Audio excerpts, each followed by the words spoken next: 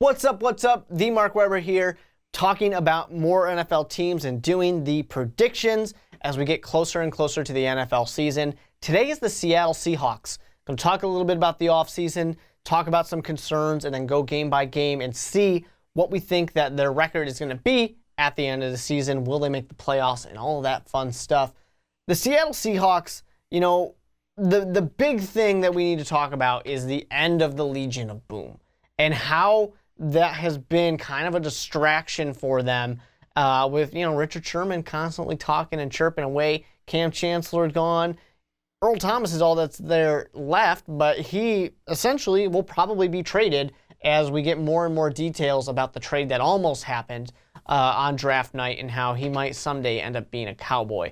A lot of concerns with that and just that defense not being the same. The offensive line was never very good, but Russell Wilson and Marshawn Lynch were able to get you past that. Lynch is gone. Russell Wilson's got this team kind of on his own. You draft Rashad Penny, which I like a lot as a running back, and I think that's going to be a great fantasy football kind of steal for some people. That's a really good pick for them in the draft. I also actually like Shaquem Griffin as well.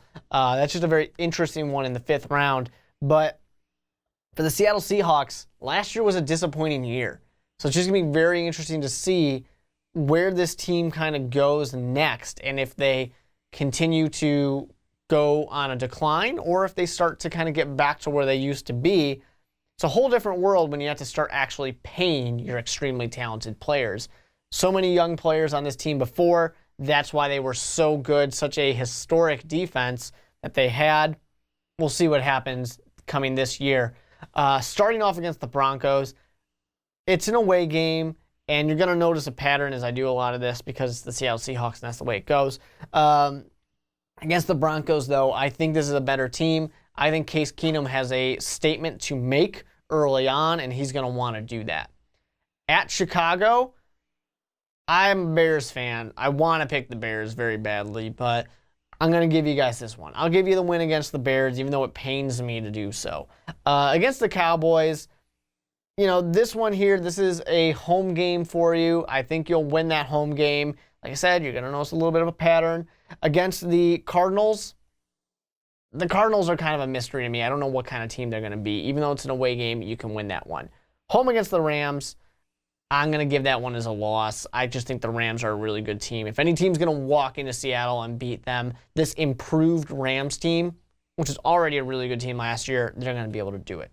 Home against the Raiders, yeah, you got that one. Going to Detroit, I think you can win that one.